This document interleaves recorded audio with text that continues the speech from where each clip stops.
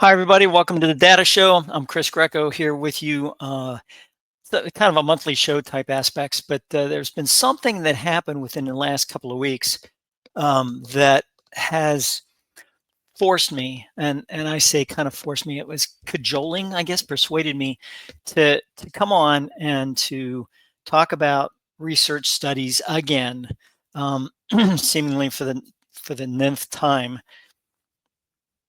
because what's happening is, and I hear this on some shows, and not just through Roku TV and Pod TV, but also through basic, media, other media. When people come on and they say that, for instance, somebody's responsible for 300,000 deaths or 500,000 deaths or 1,000,000 deaths or 5 million or 30 million deaths because they didn't do something. And I sit back and I go, man, that is, it's hypothetical as all get out. And the one moderator on the one show was actually a lawyer and talked about hypotheticals. I don't have any problem with hypotheticals as a data guy. You want to throw out hypotheticals and opinions, go for it. You have every right to do so. And certainly, as long as you cage it as an opinion, life is good, right? But it's when you cage it as fact, when you sit back and say this is a fact, it's not a fact. It's not a fact. It's not something that you can prove. Now, unfortunately, there are studies out here, and one study in particular that was brought up at this last show was the saving of lives as a result of vaccinations. I have no doubt that the people that were vaccinated are better prepared for disease than those that were not vaccinated. I shouldn't say most people. There are some people that don't need vaccinations for whatever reason. They just have like a great immunity. I think those people are a minority. I don't think that they're really, there's a lot of people out there that can do that. But you can fight the disease without vaccination, but it just takes longer. I mean, case in point, there was a flu that back about 10, 15 years ago, really bad flu. No, I shouldn't even say that more. It was more than that, probably 20 years ago. And I was in Maryland at the time, and I got the flu shot, which I get the flu shot every single year. I just do. My wife and I, we like it. We've never had after effects from it or any type of reactions, so we get it. And I got it. People that worked with me were getting sick, and I mean really sick, like 2 weeks out, 3 weeks out of the office. I got it. I was out for 2 days, and I was back in the office. And I mean, fever, the whole 9 yards, but it was 2 days rather than 2 weeks. So at that point, that was a game changer for me. I suddenly realized that, yeah, it's, I'm glad I'm doing this. I'm glad I'm having this. But to sit back and say so many lives were saved as a result of vaccinations is an estimate at best, an estimate. And in most cases, it's a guess. Now, the guess is based on some scientific calculations and some data. And we're going to show you the different data and everything on one specific study. So the people that do not do this, the people that do not do what I'm about to do, are relying on media people, the talking heads, and whoever else to tell them something, and then they go off and they use it as a factual basis. And the whole reason for this show is to try to get you to dig a little deeper into that study, into that research, and find out exactly what the veracity is, the validity is of those studies. And trust me, these studies do not in any way, shape, or form attempt to conclude in a very definitive sense about something. And this is where this saving of lives thing, I call it predicting the past. And predicting the past means that you're attempting to tell what happened after the fact without the amount of solid, honest to God, solid data to be able to confirm that. So you're just really predicting the past. How many people have died? Oh, this many people have died. Had they not been, if they've been vaccinated, they wouldn't have died. And it's like, I just have a real problem with that. And here's why. There's a thing in statistics called confounding factors. When you say that somebody dies, you have to figure out, what is the death from? And if they say, Well, it's from COVID-19. And then you come into what they call data definitions. What does that mean? Does that mean they died from COVID-19 or they died with COVID-19? And there's a big difference between those two things. True, in both cases, that they die and COVID-19 could have been a factor in that. Certainly, I'm all for that. I understand that. That could definitely be a factor, same as Legionnaires or anything else. I mean, that could definitely be a factor in death. But to say that they died of one thing only, it's kind of like, so that's where confounding factors comes into play. Confounding factors means there's other factors in that judgment. They could have had COPD. They could have had a lung infection. They could have had pneumonia. They could have had anything else that they could have had a really, really bad respiratory infection, and then boom, hit by COVID-19, which also causes a respiratory infection. And now you just have a lot of things happening at the same time. This confluence of bad things.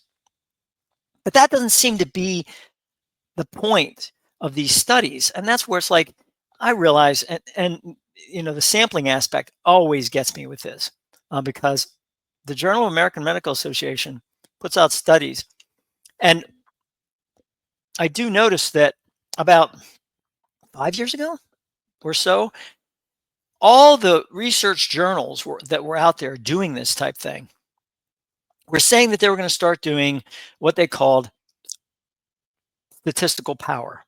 And we'll describe that in another session about statistical power.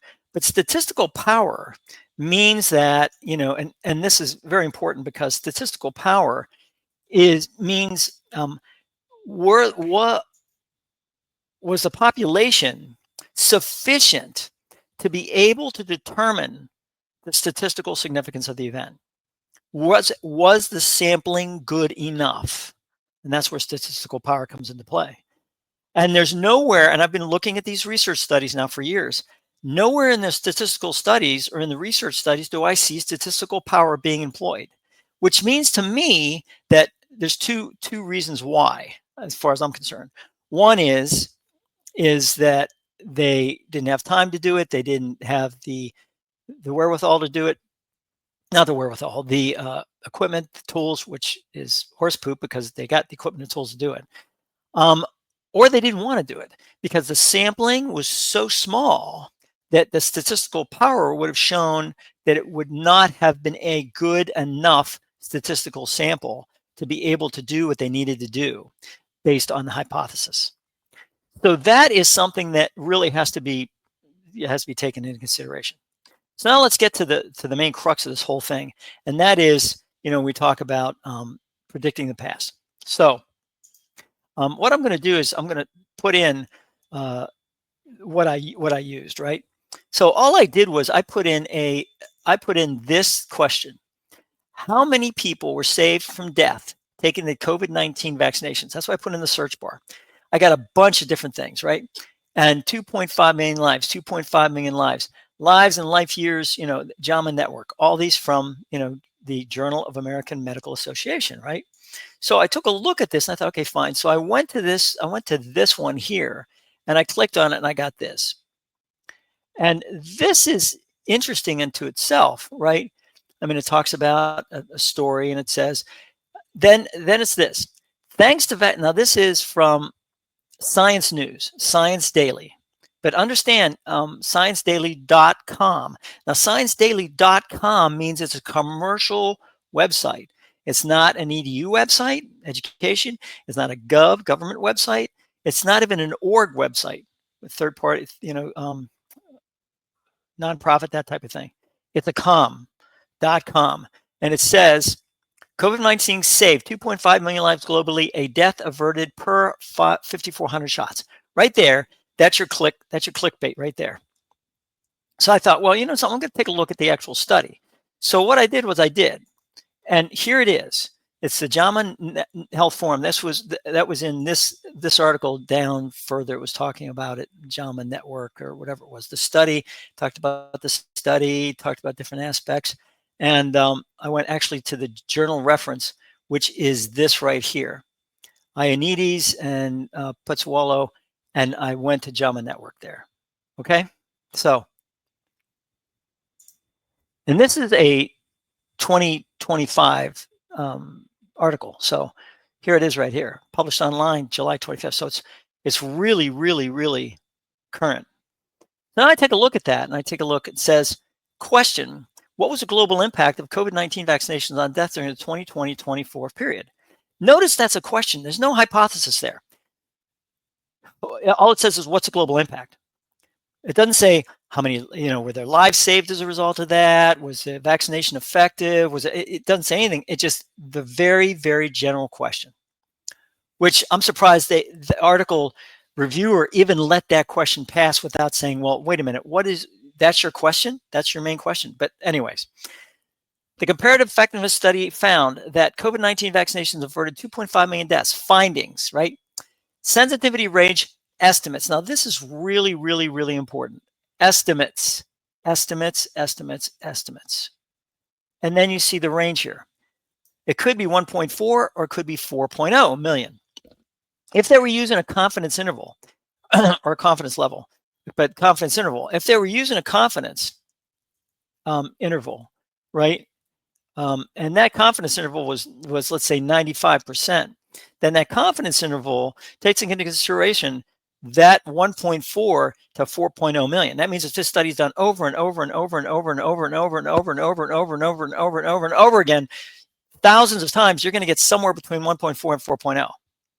So right there, that's to say for the media, the Science Daily to say, yes, it was 2.5 million. That's not what they're saying here. That's not what they're saying. And they're saying it's somewhere in that estimates, right?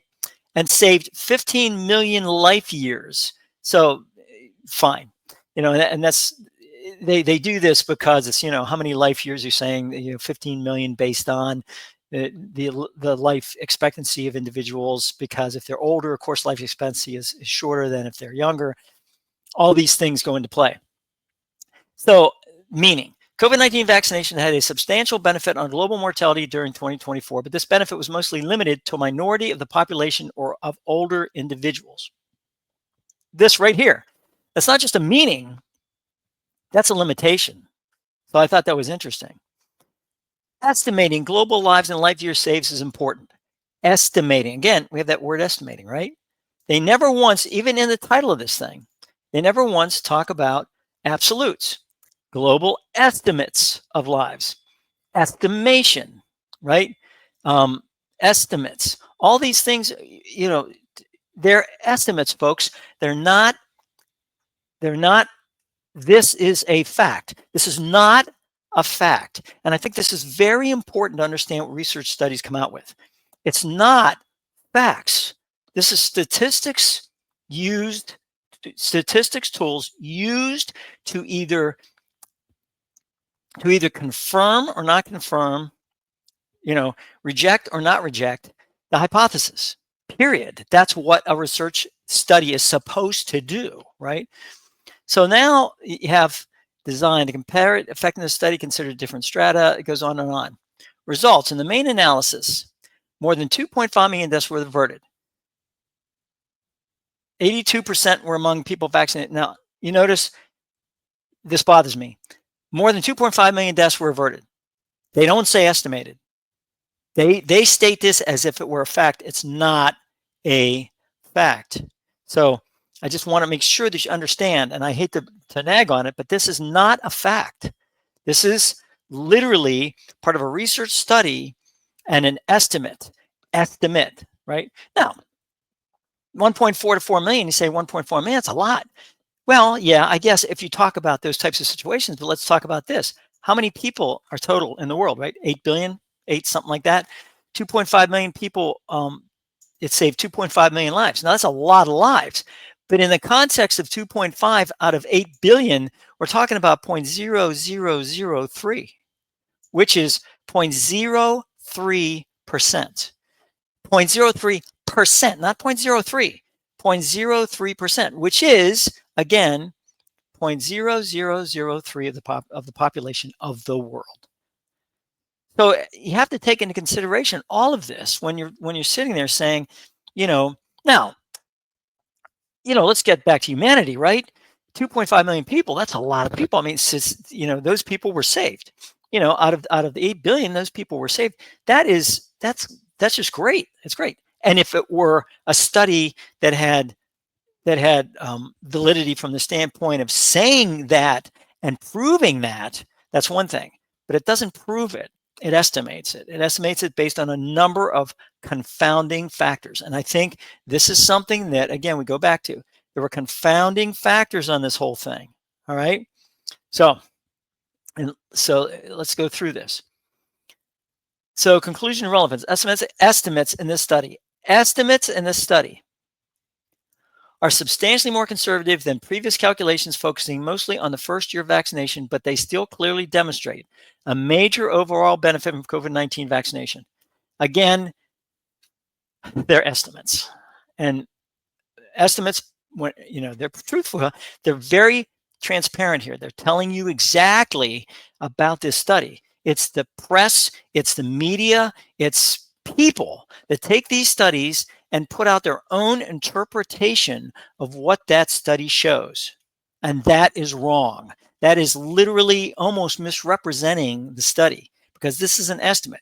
You want to make a hypothetical? Fine. You want to talk about estimates? Fine. Make sure it's part of your discussion.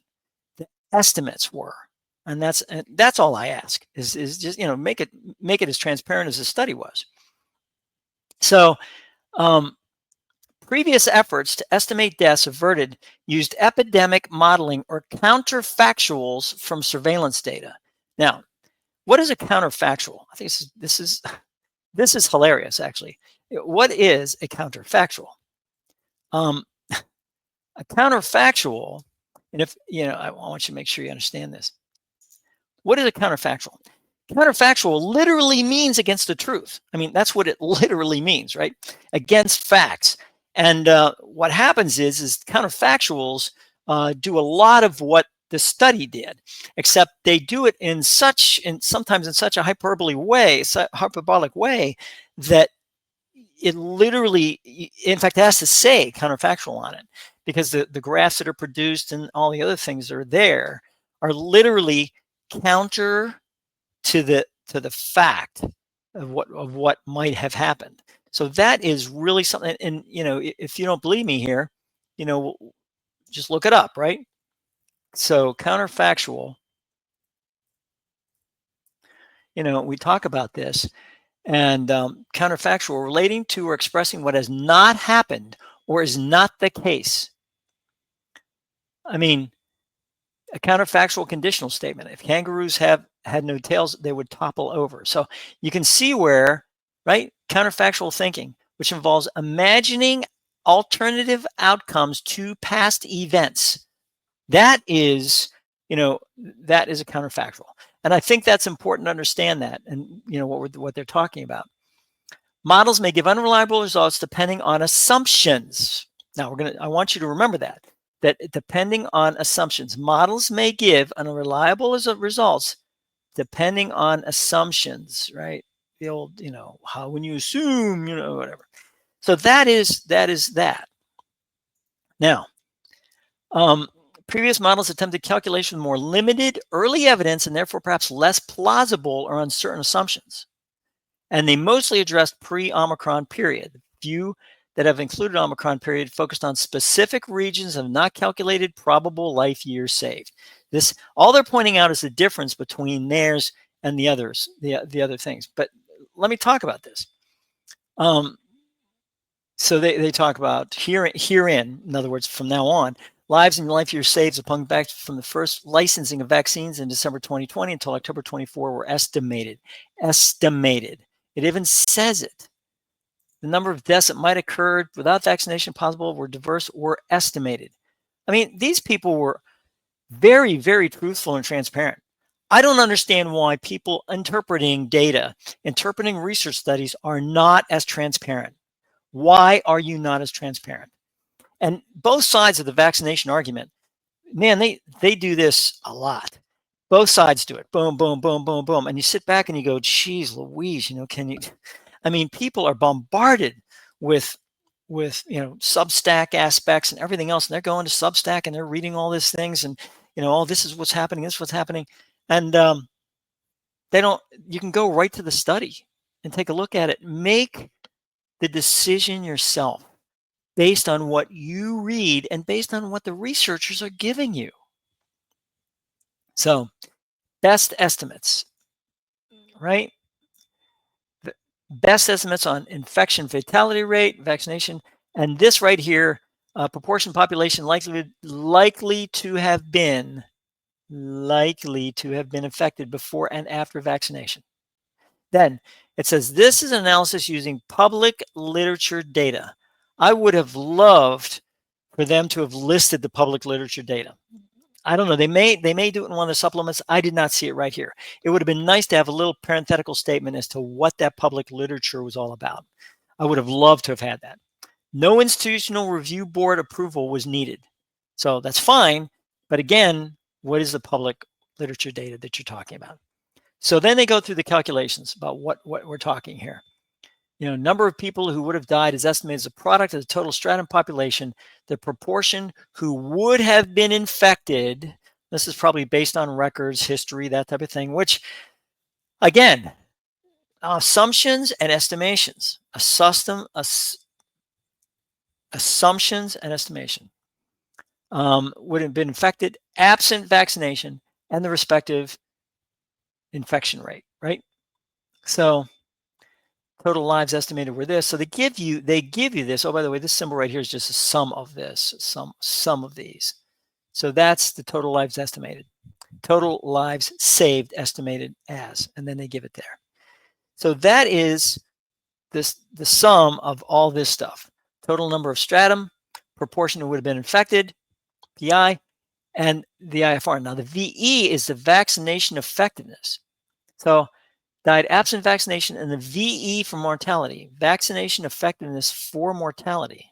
So whatever, and I don't, again, this is public aspect, so I'm not sure exactly what that means. But they give it to you. They also talk about what this thing called sensitivity analysis. And sensitivity analysis is kind of an interesting concept. What it does is sensitivity analysis takes into consideration factors and what happens when certain factors are changed. What does that do to the other factors? If you're selling lemonade, if you're doing something and all of a sudden you increase the production or you decrease the production, what does that do to the rest of the factors? Cost, revenue, all that. Excel does a great job of this, and they do it. It's mainly a financial tool, but they also use it in clinical studies. So this is what they're doing here. It's kind of funny. It says, in brief, we use the 2021 World Population Pyramid for the strata, 0 through 19, 2029. So I thought that was interesting. Why use the 2021 world population? And if you're going to use 2021, then you should have used 2022 and 2023 to, for the different strata, because strata changes, right? I mean, people are born, people die. Those things are, this constant movement along those areas. And pyramids are used in things like CIA's World Almanac, that type of thing. They do that. They show it. It's really kind of cool to watch. The years change. So, and that shows what they did. We assume that absent vaccination, all people would have been affected during the Omicron period. We assume, absent vaccination, all people would have been infected during the Omicron period. Now, that might be correct, right? But that's an assumption they made, and they're more than happy to tell you what that assumption is. So all this, the study goes on and on. We assume VE equals 75%. We assume VE equals 75%. 75% before Omicron and 50% range during Omicron. Now, notice the range. 40% to 85, 30 to 70. I mean, but that's what, again, the assumptions are there. The assumptions are there. And they're right there for you. I mean, you can actually talk about it. For life expectancy, the United Nations Population Division Life Table for 2021 2021. This is a 2025 study. They use 2021 life expectancy. That's very interesting. So life expectancy at age 77 is considered for community dwelling individuals 2 years for long-term care residents. Wow. Okay. Main analysis considers F equals 0.5 for all strata. Okay. So, I mean, all these things, take a look at them. Life saved, table 1 shows life saved. You know, all these things, characteristics of strata, and then it tells you between December 21, 24, additional 18% of the global population received a first dose. I don't know how they got that since it's public literature. I don't know what they did with that. But I mean, again, this is very transparent. They show you exactly what they took a look at, what they did. Lives saved among those vaccinated. And then you have all these. And look at them here. Before, and you community dwellers, all of them, 948,000. So I'm trying to figure out lives saved by COVID according to time period pre-Omicron, and whether vaccination was given to previously uninfected or previously infected people. So total lives saved, they're saying 2.5 million based on percent of total lives saved. Here's previously infected, 112, 17. I mean, this is globally. So I thought that was very interesting. I mean, very telling on this whole thing, because I'd love to see where they got this. They don't have any notes or anything in that. And then talk about sensitivity analysis. And they talk about exactly how it works. So there's a lot of great methods here. Exactly, I mean, they give you tables, they give you everything. It's free. It's literally free. All you have to do is go take a look at it. I mean, it's Journal of American Medical Association. They use it, but read it. Just get through it. And what we'll do is we'll go through some of the other areas when we talk about it in future shows.